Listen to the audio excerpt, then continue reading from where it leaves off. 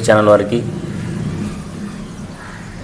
మిత్రులందరికీ పేరు పేరు నమస్కారం తెలియజేసుకుంటూ, నా పేరు అర్జున్ వాల్మీకి.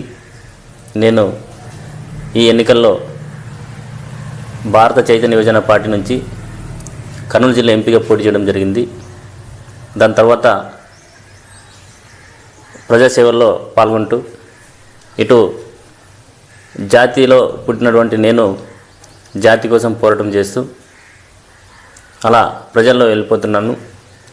ఒక యువకునిగా ఈరోజు నన్ను గుర్తించి భారత చైతన్య యువజన పార్టీ ఎన్నడూ లేని విధంగా, ఏ పార్టీలోని లేని విధంగా నాకు అవకాశం ఇచ్చినటువంటి భారత చైతన్య యువజన పార్టీకి నేను రుణపడి ఉంటూ, యువతను గుర్తించి ఎంతోమంది ఒక ఓట్ బ్యాంక్గా వాడుకొని పార్టీకే అంకితం చేసినటువంటి ప్రధాన రాజకీయ పార్టీలు ఉన్నాయి. ఈ నేపథ్యంలో నా వంతుగా నేను కృషి చేసిన దానికి ఇటు జాతి కోసం కావచ్చు,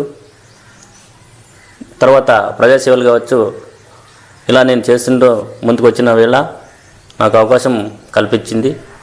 ఈ యొక్క అవకాశానికి నా ఒక్కటే కృషి కాదు, నా వెనకాల ఉన్నటువంటి తోటి మిత్రులు కావచ్చు, మీడియా వాళ్ళు కావచ్చు, పత్రికా విలేకరులు కావచ్చు, తర్వాత నా కోసం నిరంతరం కృషి చేసినటువంటి వాల్మీకి జాతి బిడ్డలు కావచ్చు, మొత్తం జిల్లా వ్యాప్తంగా కూడా నా వెనకాల ప్రతి ఒక్కరు ఉన్నారని, ఈ విజయానికి వాళ్ళందరూ కూడా కృషి చేశారు. ఆ అవకాశం వల్లే ఈరోజు నాకు ఒక స్థానం దొరికిందని చెప్పేసి నేను చెప్తా ఉన్నాను. మరి ఇక్కడ నివాసం ఉంటున్నారన్న? మేమైతే పుట్టినప్పటి నుంచి ఇక్కడే ఉన్నాము. నా చదువు మాత్రం కర్ణాటక, మరి ఇక్కడ వలగందులో ఎల్లార్తిలో కూడా చదువుకున్నాను. మా ఒక నివాసం అంటే ఇక్కడ ఎల్లార్తిలోనే. వాల్మీకి అనే అర్జున్ అంటే అర్జున్ అయినా గుర్తుకొచ్చేది ఎల్లార్తి. అది సమస్య మీరు చెప్తారన్న? అదే ఇప్పుడు ఎందుకంటే నేను మన మారుమూల గ్రామం అయినటువంటి మా ఎల్లార్తి గ్రామం నుంచి ఒక నాయకుడు, యువ నాయకుడు ముందుకు పోతానంటే ఆ కృషి అనేది నా ఒకటే కృషి కాదు. ఈ పేరు అందరికి గుర్తుండిపోవాలి. మన మండలం కావచ్చు, మా తాలూకా కావచ్చు, మా జిల్లా కావచ్చు, రాష్ట్ర స్థాయిలో పేరు మారుమోగిపోవాలని చెప్పేసి ఒక గొప్ప సంకల్పంతో నేను ముందుకెళ్తున్నాను. అర్జున్ అన్న, మీ ఫ్యామిలీ గురించి ఏమైనా చెప్తారా? మా యొక్క ఫ్యామిలీ అంటే మా అమ్మ నాన్నకు 11 మంది మొత్తం సంతానం. అందులో 7 మంది అన్నదమ్ములు, తర్వాత 4 ఆడవాళ్ళు, మొత్తం 11 మంది ఉన్నాం మేము ఇప్పుడు. అందులో నేను 6 కొడుకుని. అంటే మొత్తం పార్టీస్ చేస్తున్నారు? మొత్తానికైతే బిజినెస్ ఉన్నాయి, మామూలు ఇక్కడ పొలం ఉన్నాయి, షాప్స్ ఉన్నాయి, అన్ని విధాలుగా మేము. ఎంత ఉందన్న పొలం? ఉంది సుమారుగా ఒక అందరికి కలిసి ఒక 50 ఎకరాలు 60 ఎకరాలు ఉంటుంది. 100 ఎకరాల దాకా ఉంటుంది కంపల్సరీ. అంటే మీరు ఎంతవరకు చదువుకున్నారన్న? నేను చదువుకున్నది BA LLB అడ్వకేట్ని, లా వరకు చదువుకున్నాను. స్వయం కృషితో ముందుకెళ్తున్నాను. ఇంకా పై చదువులు ఏమైనా చదవట్లేదన్నా? లేదండి, చాలా ఇంకా లా అంటే ఇంకా అందరూ గుర్తించే విధంగా ఒక ఉన్నత స్థాయికి నేను లా చదువుకున్నాను కాబట్టి చాలా అనుకుని ఇంకా ప్రజాసేవలో పాల్గొంటున్నాను. అర్జున్ అన్న, ఆలూరు ఎంపీగా పోటీ చేస్తున్నారు మీరు? కర్నూలు. ఏ పార్టీ నుంచి మీరు ముందుకు తీసుకుని వస్తారన్న? ఇప్పుడు నన్ను గుర్తించి ఒక యువకునిగా భారత చైతన్య యువజన పార్టీ అధినేత బోడే రామచంద్ర యాదవ్ గారు నన్ను గుర్తించి ఆ రోజు పిలిచిన వెంటనే మన ఎల్లార్తి గ్రామానికి రావడం జరిగింది. అంటే ఒక పార్టీ పెట్టిన అధినేత ఇప్పటి వరకు ఒక సామాన్య కార్యకర్త, ఒక సామాన్య మనిషి పిలిచిన వెంటనే ఎప్పుడూ ఒక గ్రామానికి రాలేని పరిస్థితిలో మేము చూసాం. కాబట్టి మన BC యువ నాయకుడు కొత్త పార్టీ పెట్టిన వెంటనే ఎక్కడో మారుమూల ప్రాంతం అనేటువంటి మా గ్రామానికి వచ్చి నన్ను ఇంకా ఒక పేరు ముందుకు పోయే విధంగా ఆయన నాకు సాయం చేశారు. కాబట్టి దానికి తోడుగా నాకు ఎన్నికల్లో నేను పోటీ చేస్తాను ఆలూరు నుంచి ఎమ్మెల్యేగా అంటే ఖచ్చితంగా ఎమ్మెల్యే మీకు ఇస్తానని చెప్పేసి చెప్పడం జరిగింది. కాకపోతే కొన్ని అనివార్య కారణం వల్ల ఇక్కడ కుల సమీకరణ వల్ల, కులగణన వల్ల కొంచెం చూసుకుంటే మనకి రాలేదు. కాబట్టి ఆయన నీ స్థాయి తాలూకాకే కాకుండా జిల్లా వరకు పెంచానని చెప్పేసి జిల్లా ఎంపీగా ఇవ్వడం జరిగింది. నేను దాన్ని అదృష్టం కూడా భావిస్తున్నాను. పాలిటిక్స్లకి ఎలా దృష్టి పెట్టారని మీరు? అంటే చూశాను, ఫస్ట్ మన ఇక్కడ ప్రతిదీ రాజకీయ కోణంలోనే చూస్తున్నారు. ప్రతి ఒక్క కార్యకర్త కావచ్చు, ఏదైనా పని వెళ్ళాలంటే ఎక్కడైనా బయటికి వెళ్ళాలంటే కూడా రాజకీయ కోణంలోనే చూస్తున్నారు. ఇక్కడ మన ఆలూరు అనేది వెనుకబడిన ప్రాంతం కాబట్టి ఇక్కడ నీటి వసతి లేక తాగునీరు లేక, సాగునీరు లేక ఇక్కడ ఆలూరులో చుట్టుపక్కల ఉన్నటువంటి మన బడుగు బలహీన వర్గాలు ఏదైతే ఉన్నాయో వీళ్ళంతా కూడా గుంటూరు, హైదరాబాద్, బెంగళూరు ఇలా వలస వెళ్ళే పరిస్థితిని మేము చూస్తున్నాం. ఎందుకంటే ఒక కరువు కాటకాలు అల్లాడుతున్నటువంటి మన ఆలూరు ప్రజలు చాలా వెనుకబడిన ప్రాంతం. మన రాష్ట్రంలో ఉన్నటువంటి తాలూకాలో ఏదైనా తాలూకా వెనుకబడిన తాలూకా ఏదైనా ఉందంటే అది మన తాలూకా మాత్రమని చెప్పేసి నేను ఎక్కడ కూడా చెప్తాను. వాల్మీకులకు ఎలాంటి మద్దతు చూపుతారని మీరు? అంటే మన వాల్మీకులు అంటే అన్ని రాష్ట్రాల్లో మన భారతదేశంలోనే కొన్ని చోట్ల ఎస్సీలు ఉన్నారు, కొన్ని చోట్ల ఎస్టీలు ఉన్నారు. పక్కనే కర్ణాటక రాష్ట్రంలో ఎస్టీ. నేను అక్కడ వాల్మీకి అర్జున్ అనే పేరుతో వెళ్తే నేను కూడా అక్కడ ఎస్టీనే. కాబట్టి అన్ని రాష్ట్రంలో మనకి న్యాయం జరుగుతుంది, కానీ ఇక్కడ మన రాష్ట్రంలో మాత్రం అన్యాయం జరుగుతూ ఉంటే మేము చూసి చూడనట్టు ఉంటే మనకి చదువుకి విలువ లేకుండా ఇంత ఉన్నా కూడా, ఇంత సమాజంలో మనం ఉన్న లక్షలు ఉన్నా కూడా సరైన పద్ధతి కాదని చెప్పేసి మా వంతుగా పోరాటం చేస్తూ ఈ రాజకీయంతో పాటునే జాతిని కూడా ముందుకు తీసుకువెళ్ళాలి. జాతి కోసం, జాతిలో పుట్టినటువంటి నేను జాతి కోసం కూడా నేను నిరంతరం కృషి చేసి పోరాటం చేయాలని చెప్పేసి ఒక జిల్లా అధ్యక్షునిగా నియామకం అయ్యాను. కాబట్టి జాతి కోసం అయితే ఎస్టీలో చేర్పించడానికై నేను కృషి చేశానని చెప్పేసి మీకు తెలియజేసుకుంటాను. రాజకీయాలకు ఎన్ని సంవత్సరాలు అవుతుంది దాదాపుగా మీరు అడుగుపెట్టి? మేమన్నా ఇప్పటి నుంచి ఇక్కడ వరకు అంటే సుమారుగా మాకు తెలిసిన రాజకీయం అంటే 2006 నుంచి. ఓకేనా. 2009లో చిరంజీవి గారు కొత్త పార్టీ పెట్టినప్పుడు కొంచెం ఇంకా అవగాహన వచ్చింది ప్రజారాజ్యం నుంచి. తర్వాత 2014లో కావచ్చు, తర్వాత 19 ఎన్నికలు కావచ్చు, కీలకంగా మేమంతా మన గ్రామంలో మేమే అని చెప్పేసి మొత్తం ప్రధాన పార్టీలకి మేమైతే మొగ్గు చూపాము. ఇక్కడ 2013 నుంచి కూడా మా వదిన గారు, మా అన్నగారు అయినటువంటి మన ప్రజాసేవకులు మా వదిన సునీత ఆధ్వర్యంలో మన గ్రామంలో అన్ని విధాలుగా డెవలప్మెంట్ కార్యక్రమం చేశాము. డెవలప్మెంట్ ఎలా ఉంటుందని చెప్పేసి మన గ్రామంలో అందరికీ తెలియపరిచాము. ఆ విధంగా రాజకీయం ఉంటే ఖచ్చితంగా అభివృద్ధికి తోడ్పడవచ్చు అని చెప్పేసి ఒక రాజకీయ దృష్టి మేము కూడా దానిపైన పెట్టాము. కాబట్టి ఈ రోజులో రాజకీయ ఎంట్రీ చేయడం జరిగింది. వల్గొంద మండలం ఎల్లార్తి గ్రామంలో ఎలాంటి సమస్యలు ఉన్నాయి? మన గ్రామంలో అంటేనా ముఖ్యంగా ప్రధాన సమస్య అంటే ఇక్కడ ఉన్నటువంటి వచ్చేటువంటి భక్తులకు ఉన్నటువంటి గ్రామ ప్రజలకు కానీ ముఖ్యంగా తాగునీటి సమస్య ఉంది, డ్రైనేజ్ సమస్య ఉంది. ఇక్కడ ఇవన్నీ ప్రధాన సమస్యలు అన్నమాట. ఇక్కడ ఎడ్యుకేషన్ అంతంత మాత్రం ఉంది కాబట్టి మారుమూల ప్రాంతం అయినప్పటికీ ఇక్కడ సరైన అధికారులు కూడా వచ్చి ఏమి చేయలేని పరిస్థితి. ఎందుకంటే మారుమూల ప్రాంతం కాబట్టి వల్గొంద మండలానికి వచ్చినటువంటి ప్రతి అధికారి కూడా మా ఊరి గ్రామానిపైన ప్రత్యేక నిధులు తీసుకొచ్చి డెవలప్మెంట్కి తోడ్పడితే ఖచ్చితంగా మన ఊరు ఒక ఆదర్శ గ్రామంగా ఉంటుందని చెప్పచ్చు.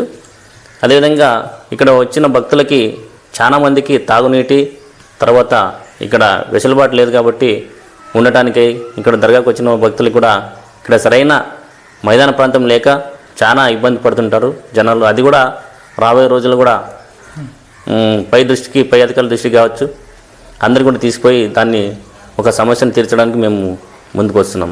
వైసీపీ పాలన మీద అభిప్రాయం ఏంటంటే? వైసీపీ అంటే ఒక రాక్షస పాలన చెప్పేసి ఎప్పుడో చెప్పాము. గతంలో కూడా జగన్మోహన్ రెడ్డి మన వాల్మీకుల ద్రోహం అని చెప్పేసి ఇంటిపైన మేము ఇల్లు ముట్టడని చెప్పేసి కార్యక్రమం పెట్టింటే అప్పుడు మమ్మల్ని ఇదే జగన్మోహన్ రెడ్డి గారు మమ్మల్ని హౌస్ అరెస్ట్ చేసి స్టేషన్ తీసుకోవడం జరిగింది. కాకపోతే అందుకే ఈరోజు ప్రజలు బుద్ధి చెప్పారు. 151 సీట్లో లాస్ట్కి చివరికి 11 సీట్లకి కేటాయించడం జరిగింది వాళ్ళని. ప్రజలు అభిప్రాయం బట్టి మేము కూడా దాన్ని స్వీకరిస్తున్నాము. ప్రజల అభిప్రాయం, ప్రజల నిర్ణయం కూడా మేమంతా స్వీకరిస్తున్నాం, దానికి మద్దతు ఉంటాం.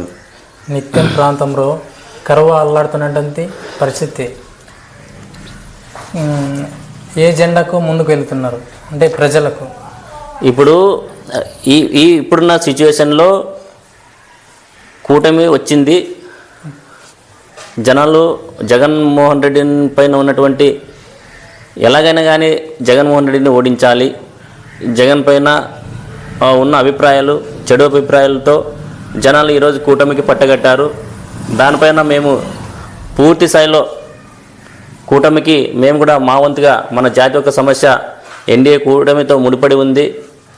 దానికోసం ఇక్కడ ఉన్నటువంటి సమస్యలు అభివృద్ధి అన్నీ కావాలంటే తీరాలంటే ఖచ్చితంగా ఎన్డీఏ మనకి సపోర్ట్ ఉండాలని మేము భావిస్తూ కూడా అందరికీ సపోర్ట్ చేస్తూ ఈరోజు ప్రభుత్వాన్ని ఏర్కోరి తెచ్చుకున్నాం. కాకపోతే ఇప్పుడిప్పుడే ఇంకా కూటమి ప్రభుత్వాలు ఏర్పడి సుమారు దాదాపు ఒక 2 నెలలు అయిపోతుంది. కాబట్టి ముందు చూసిన తర్వాత కూడా వీళ్ళంతా ఏమి చేసినా కూడా ప్రజలు వ్యతిరేకిస్తారు. తర్వాత జనాలకి సరైన పరిపాలన అందించకపోతే ఖచ్చితంగా జనాలు ఏ నిర్ణయం తీసుకోవడానికి కూడా సిద్ధంగా ఉంటారు. కాబట్టి జనాల వెంటే మేము ఉంటాం. ఏ పార్టీ ఏదైనా కానీ ఈరోజు రూలింగ్ ఉండొచ్చు, ప్రతిపక్షం ఉండొచ్చు. కాకపోతే జనాలకి అభివృద్ధి కోసం పోరాటం చేయలేని రాజకీయ నాయకులకు మాత్రం ఖచ్చితంగా మా వంతుగా బుద్ధి చెప్తాం. ప్రజల వైపు ఉండి మేము అన్ని రంగాల్లో పోరాటానికి సిద్ధంగా ఉంటాం.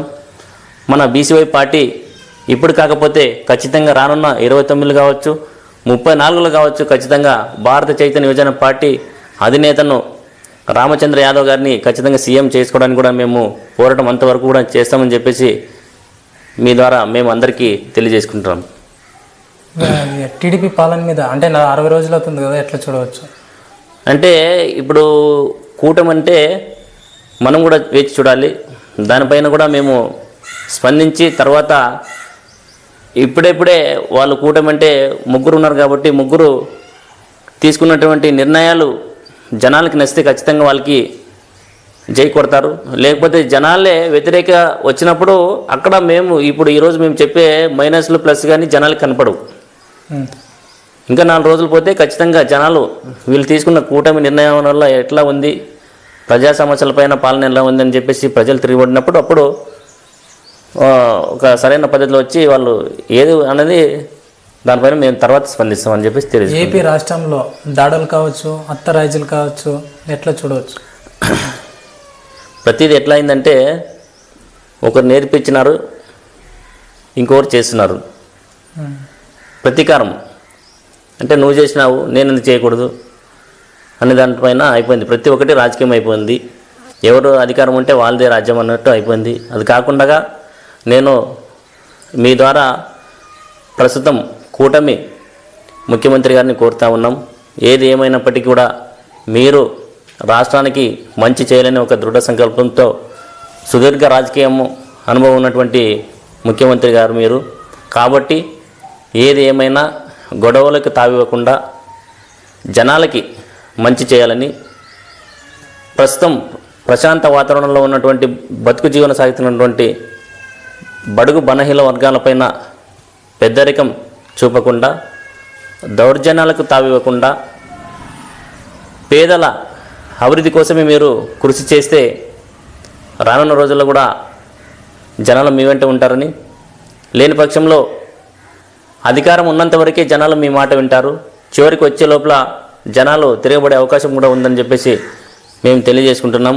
కాబట్టి ఈ దౌర్జన్యాలను కూడా పార్టీ ఏదైతే ప్రధాన పార్టీలు 3 ఉన్నాయో కూటమి ప్రభుత్వాలు, ఇప్పుడు వాళ్ళు కూడా తమ నాయకులకు కానీ గ్రామ స్థాయి నుంచి రాష్ట్ర స్థాయి వరకు ఉన్నటువంటి నాయకులకి అందరికీ కూడా తమ వంతు నియమ నిబంధనలు పెట్టి గొడవలకు తావివ్వకుండా చూసుకోవాలని చెప్పేసి మేము కోరుతా ఉన్నాం.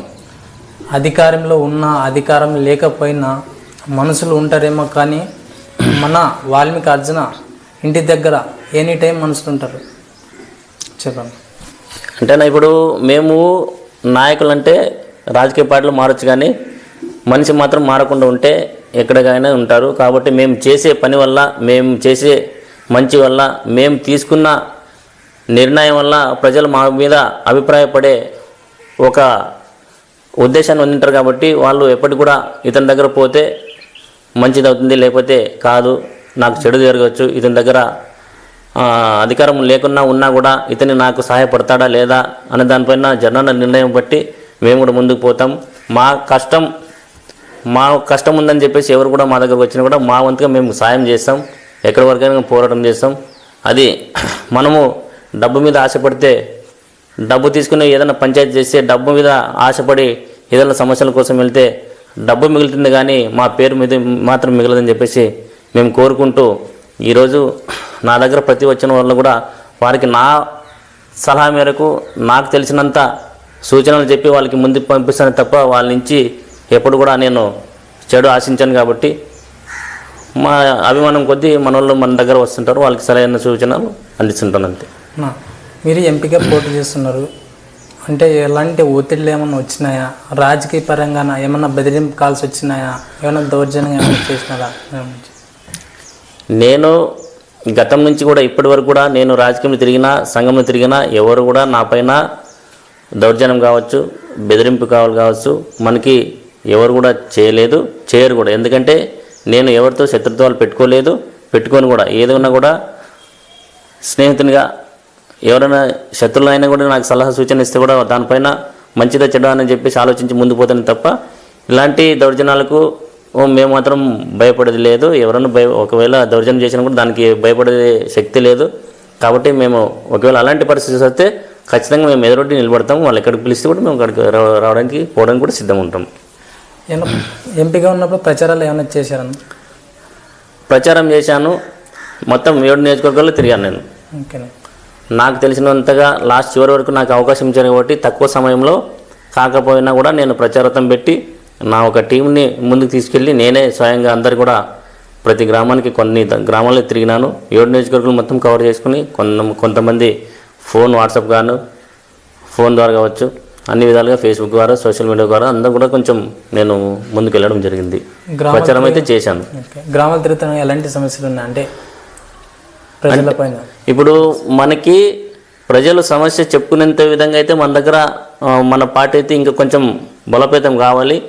ఇప్పుడు హేమలైనటువంటి వైఎస్ఆర్ టీడీపీ ఇవన్నీ పార్టీలు ఉన్నాయి కాబట్టి ఈ 2 పార్టీలు కాదని వేరే పార్టీకి మొగ్గు చూపడం లేదు. కాబట్టి మేము కూడా జనాలతో మమేకమైపోవాలంటే ఇంకా కొంచెం మాకు సమయం పడుతుంది. ఆ సమయం వచ్చినప్పుడు ఖచ్చితంగా జనాలు వచ్చి ఆ సమస్యల గురించి చెప్తే ఖచ్చితంగా వాటిపైన సమస్యలు తీర్చుకోవడానికి మేమైతే ముందుంటాం. బీసీవై పార్టీ నుంచి మేము ఖచ్చితంగా ముందుంటాం. జనసేన పార్టీ మీద అభిప్రాయం?